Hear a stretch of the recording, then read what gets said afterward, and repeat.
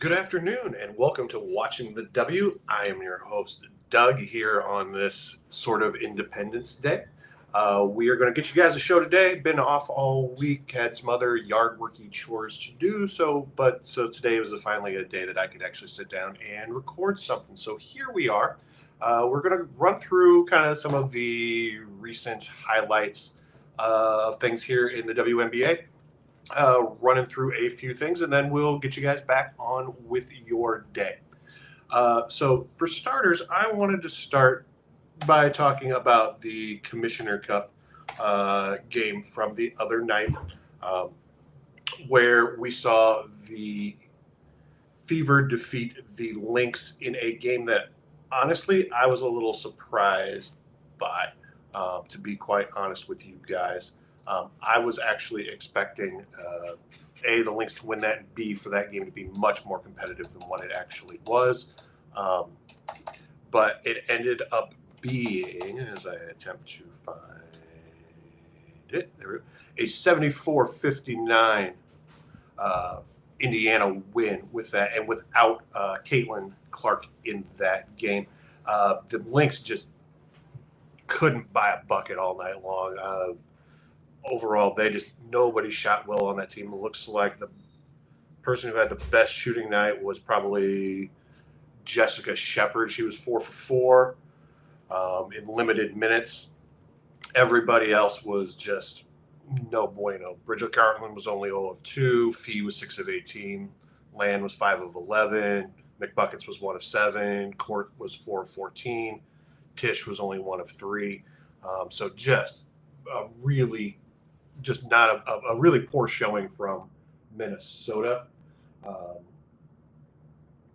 So it was kind of surprising to see. The Fever's defense looked very, very good. I think we were all a little bit surprised about how well they played.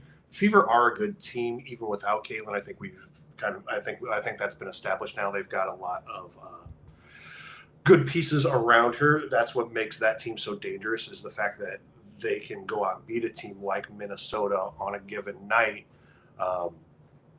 and do that without their superstar. So that makes them a very dangerous team kind of going forward. I'm expecting them to be kind of right in the thick of it. I said that at the start of the season as well, that I expected them to be in the mix, maybe those final four. I think they're definitely a playoff team. And as I check the standings right now, they are currently sitting at 7th at 9-8. But you also got to imagine that Caitlin Clark's missed like 8 of those games as well. She's only 5. I think I saw on the graphic yesterday. They are 5 4 when she plays, and then 4 4 without her. So interesting breakdown there with that. But again, they've got a very good team. Aaliyah Boston's coming into her own. Kelsey Mitchell's, great. Lexi Hull's taken a step forward this year. So that has become a very, very solid team over there in Indiana. So hats off to the Fever winning the Commissioner's Cup and looking very, very good doing it. While we were talking about that box score, we might as well take a quick look at about who actually did play well for the Fever. It was actually Yes, it was Natasha Howard that ended up being the game MVP. 4 of 10 from the floor, plus minus a 17, 12 rebounds, 16 points, and just was kind of playing out of her mind there for a while. So playing very, very well. So she did get Commissioner Cup MVP, Finals MVP there. They did re-sign back Ari McDonald, who's been kind of holding the fort down in Caitlin's absence, looking really good there. She seems to fit in quite well with that team there. Who didn't fit in well with that team was DeWanna Bonner.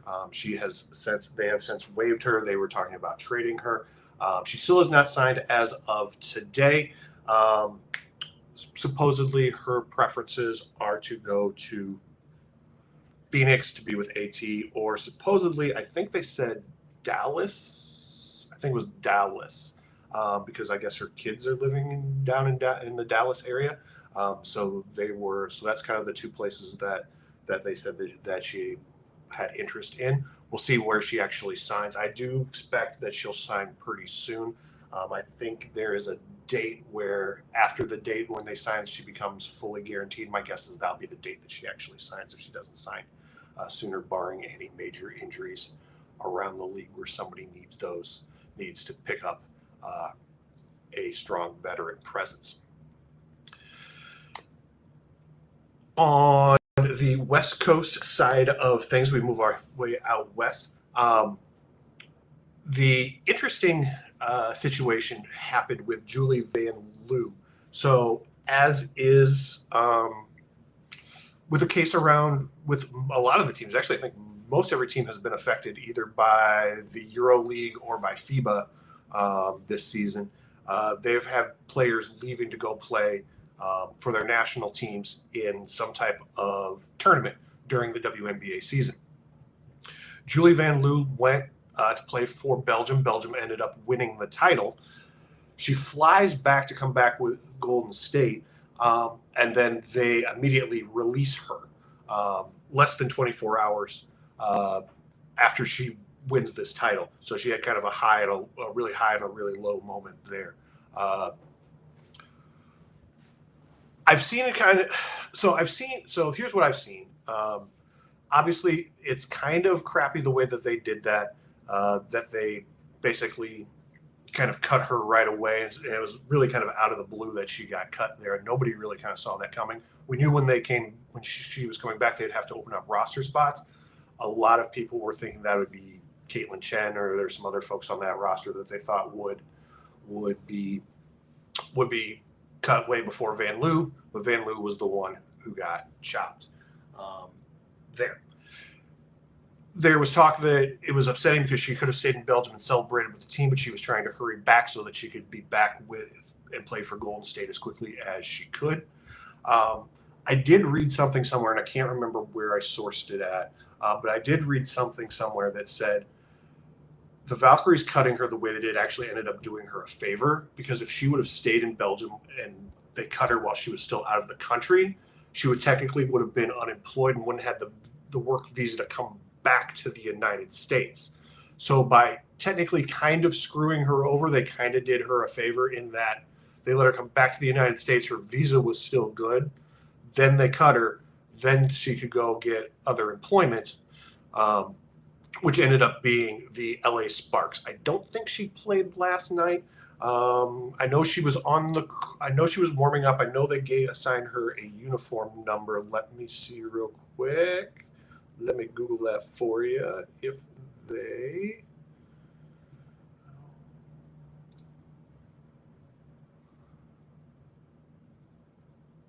played, if she played, they played the Liberty yesterday. And scrolling. Julie Van Loo played 2 minutes 21 seconds and committed 2 turnovers and had a -3 rating. But again, walking off play, basically met her new team in New York. I'm kind of curious as to how that travel situation went. She went from Belgium, essentially probably out to Golden State, because I assume she would have someplace to live out in San Francisco where she would at least need to pack up crap, and then to fly back to New York to meet her team to sign her contract and meet the team and basically then play. That's going to be a big deal. That's a lot of travel, and then they're going to fly back. I assume. I don't know what their next game is, but that would be their next game is going to be tomorrow at Indy. So she's going to be flying back. She'll go back with the team, kind of working her way back there, and then she'll have off until Thursday to play when they play the Lynx. So that's the way that kind of looks. It was kind of a crappy situation, but like I said, there's a little bit of a silver lining in the fact that she did get to extend her work visa with that. So that did kind of work out a little bit in her favor. Big trade here the last couple of weeks. The Wings traded Melissa Smith to the Aces for the Aces' first round pick in 2026. So 2027. So it's a year out. So it won't be this next draft. It'll be the one after that. Breaking up the Nalissa and Dejanay reunion down in Dallas, unfortunately. But Liz has already made it to Vegas. She played yesterday for them, a couple of minutes. She got some minutes there. We'll talk more about the Aces later on. But that was the big trade there, again, out of the blue.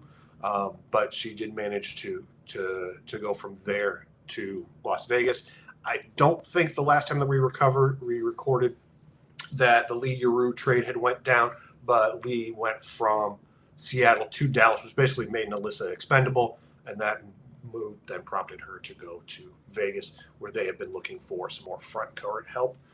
As part of that, they did release Liz Kitley and one other person whose name I do not remember. I think they only were scoring like 1.3 points a game.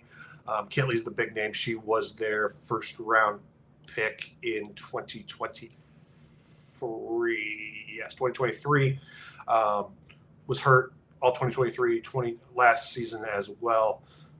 Missed all of last season. Maybe she was picked in 2024. I can't remember if she was the Caitlin draft or the Aaliyah draft. But basically missed the entire last season, came back, played a handful of games. Looked all right, I thought. But again, you know how Becky Hammond is. She doesn't play a ton of rookies, doesn't go deep into her bench. So it was just kind of blowout minutes there. So it was kind of hard to kind of gauge what she had going on. Hopefully, for that young lady, hopefully she'll catch on somewhere to continue her career going forward. All right, next thing that we're going to talk about is the All-Star Game, and there was some controversy around that because there's a controversy around everything, it seems like, with that. So All-Star Game captains were announced. No surprise, Caitlin Clark ran away with that. There she ended up being captain number 1, and then captain number 2 ended up being Nafisa Collier from Minnesota. They are the 2 captains. They're going to do a schoolyard pick'em situation with those. So that will be the way that it is. Basically, the rest of the starters were, and I'm just going to read them off real quick here, are going to be in the guards. It's going to be Paige Beckers, Caitlin Clark, Sabrina Ionescu, Alicia Gray are basically your 4 backcourt starters, your 4 guard starters. And then in the front court, it's going to be Fee, Asia Wilson, Stewie, Aaliyah Boston, Nneka Ogwumike, Satu Sabali are going to be your front court starters. So then, like I said, Caitlin and Fee will basically go back and forth there. I'm curious to see if Caitlin gets the first. I'm curious to see Caitlin's kind of first pick with this. Is she going to take her best buddy, Aaliyah Boston, who's playing really well? If she gets the first pick, is she going to grab Asia? Which would be what most people would do. I would think. So I'm just curious to see as to who she's going to pick with her first pick and kind of how she assembles that team and who she's kind of familiar with there. The controversy that came around with it here, I'm going to share my screen with this tab so you can kind of see what I'm looking at here, because it was a little bit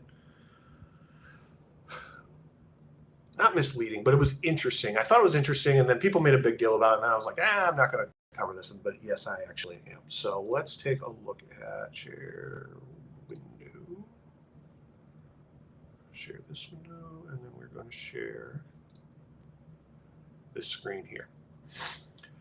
All right. So again, this is Reddit. I know Reddit is Reddit, but still, this is the only place I found where where I could find the breakdown where it wasn't on social media anymore. So the way basically that these things were broken down was fan rank got 50% of the votes, media got 50%, media got 25%, and then players got 25%. And that's basically kind of how it all came out here. That's how the waiting for the All-Star Game happened. What was interesting was Caitlin was number 1 in fan rank, 3 in media rank, but she ended up being the 9th ranked guard based upon other players in there. So everybody found that pretty interesting. Paige was second by fans, fifth by media, fourth by players. Sabrina, fifth by fans, second by media, second by players. Alicia Gray, I thought was really interesting. She was seventh by the fans, but first by the media and first by the players there. And that really goes to show the type of year that Lish has had, and that how much respect she carries in the league. Playing down there in Atlanta with a future Hall of Famer in Brittany Griner, and then Ryan being Ryan. So really to see Lish kind of stick out there really is just a nice compliment to her. Really happy to see that for one of my favorite players in the league. But there was a lot of controversy about Caitlin ended up being the 9th ranked guard here. People are saying, well, who voted for that? Maybe the others don't think that she's really good. And then there was think pieces of people are being petty. I think I saw one as I was looking for this, that Dick Vitale was like, people are being petty about this. I'm like, first off, Dick Vitale is got nothing to do with women's basketball. And secondly, the players rank who they rank. We've all seen the NFL 100s shows. They're going to rank them the way that they rank them. I don't put a lot of stock into that. We'll see. Plus, she has missed half her team's games this season. So maybe there was some of that too. It's like, hey, she's missed a bunch of games. Let's pump up somebody else in there. So to me, like I said, a lot of controversy around that. Somebody also said that the weighting wasn't right. Somebody went through and kind of redid the math as well. I don't know. But that's basically kind of the controversy around there. I would have liked to see, I would hope as we go through these, I would love to see Slim, Brittany Sykes, get an all-star nod as a reserve. I think that she's had a really good year, and I think she deserves it. With those, I would love to see Kiki Iriafen and Gabby Williams, both of those get nods as well. I think both of those women deserve an all-star game spot. So that's what's going on there with those. Let's stop screen sharing. Hopefully that didn't look too crappy on the YouTubes. If you're listening to audio only, hopefully you won't know what that looked like. All right, last subject I wanted to take a look at was the Fever. There have been a lot of conversations about them, what is going on. They've really just they've just struggled. They haven't looked like themselves. They haven't looked like the team that won back-to-back championships, and then they added Jewel Lloyd, and there seems to be a lot of just more than discussion. It is what the hell is going on. They've got a lot of problems. They're getting beat by teams they probably should be beating. They just don't look good. Like yesterday was kind of their low point. They only scored 54 points. I can't remember what game I was watching, but they were doing the scoreboard, and the color analyst was like, 54 points used to be a first half score for them, and now that's their score that they got after getting the break speed off of them. So they've got problems. Asia went crazy yesterday, but nobody else seems to really score or play really well. I don't know what it is. I don't know if it's a chemistry thing, because part of it too is they've added, like we said, they added Jewel Lloyd, and Jewel is averaging less than 11 points a game. She doesn't look to take her shot. She's not being very aggressive at all. So I don't know what's going on there, but she just hasn't looked like herself. Neither has Chelsea Gray. Chelsea hasn't looked like herself all season. She looked great and unrivaled, and then just like she hasn't looked like amazing like we expect her to look this season. And I don't know what the problem is with it. I don't know if it's just exhaustion on her part, simply because she played all of last season. She played in the Olympics. She played in Unrivaled. Now she's here in another season. I wonder if at some point it's just her legs are dead. I know there's been a lot of talk in the last couple of weeks about the scheduling, the back-to-backs, and they expanded to 44 games. And they didn't add any roster spots. And what can they, so I wonder if a lot of that for Chelsea is whether it's just dead legs and just her body's just tired, and maybe after the All-Star break, maybe when they get a little recovery, we'll see maybe see a different side of some of the players. I don't know. Jewel was in the same way. She didn't play as many minutes, I don't think, as I remember in the Olympics as some of the others.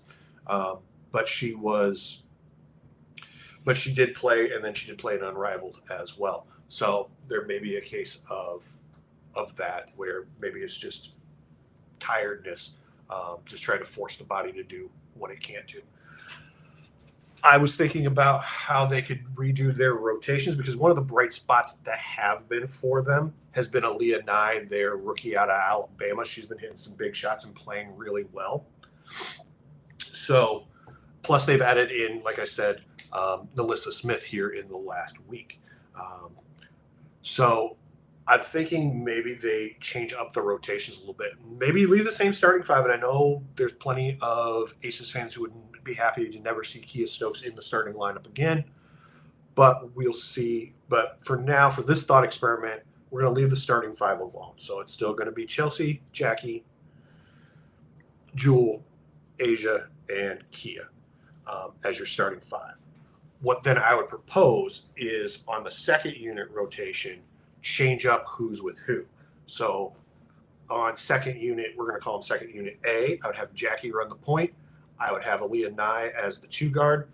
I would pair them with Asia and Kia, just so that they've got a little more scoring punch to offset, because Aaliyah Nye being a rookie is going to be up and down, and then Kia's obviously got her own, is offensively challenged. Flip that then, and then on the 2B team, or if you can call them 2A, whatever, but you then have Chelsea and Jewel, and then pair them up with lists down low. That then will open up more scoring opportunities, I think, for Jewel and Chelsea, and maybe that jump starts them a little bit, just to get them kind of going, where they have to be kind of more of the offensive focus of that second unit. We'll see. I don't know. It's a thought. Like I said, it's just a thought experiment. That'd be what I would do. Again, Becky's a way better coach than I am, but that'd be what I would suggest. Excuse me, going forward. At least experiment with it. I know Becky's set in her ways a little bit, but we'll see how it goes from there. And I almost forgot. I don't even have it in my notes. It was so long ago that it got announced. I guess maybe it was just last week. We've had a lot of stuff going on. The expansion teams. So 3 expansion teams were announced. They are going to be in Cleveland, Detroit, and Portland, I believe. The 3 expansion teams are going to be somewhere between now and 2030. So sometime in the next 5 years, we're going to add on 3 more expansion teams. They're still picking names. They're still doing all of that stuff. They're coming down the road, but that's what we are going to be looking at in terms of expansion there. So Toronto Tempo starts next year after the expansion of the Golden State Valkyries this year. Golden State's been playing so well, almost feels like they've been there for a really long time. They're right in the thick of things as well. Let me take a quick look at that, because I want to know where Golden State is. As of today, Golden State is 9-7. They are 2 games over 500. They are currently in the 6th spot. In 6th spot. So they are firmly locked into a playoff spot at this point, which great for them. Also, they got over 8.5 wins, which means I cashed my bet I made on them earlier this season. So that's positive there. Just running through the standings real quick, just so you can see kind of what they look like. Minnesota Lynx are 15-2. Liberty is 12-5. Mercury is 12-6. Dream is 11-7, as is the Storm. Valkyries check in next at 6 at 9-7. Fever's 9-8 at 7th place. Aces are in 8th place at 8-9. Mystics are 8-10 after that hot start. Wings are 6-13 and playing much, much better. Who did they beat last night? I think they beat the Lynx last night, but playing much, much better. The 3 rookies last night were outstanding. So we'll see kind of how they're progressing and moving forward. Chicago Sky doesn't look like quite as much of a dumpster fire, but they're still in 11th place at 5-11. They've got a lot of work to do. We're going to see how all that shakes out. I can't remember if last time Courtney Vandersloot. Yeah, I think the last time we were here was right after Courtney Vandersloot's injury. So they've made some changes there. Rachel Banham has moved to kind of that starting point guard role. I'm not convinced of that yet. Their Angel's been doing a lot of the kind of organization on the offensive side, kind of doing a bit of a do-it-all for them. 12th place is the Sparks, man. They just can't seem to get going.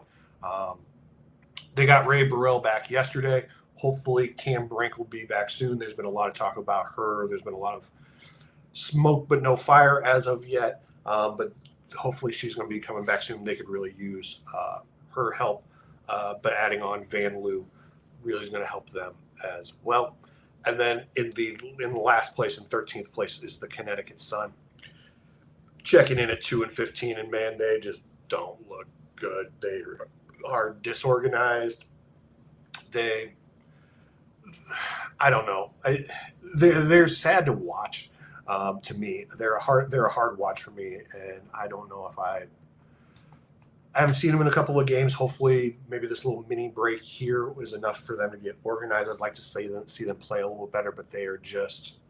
It's not been a good season for them, and I got a feeling it's going to be that way for a little bit.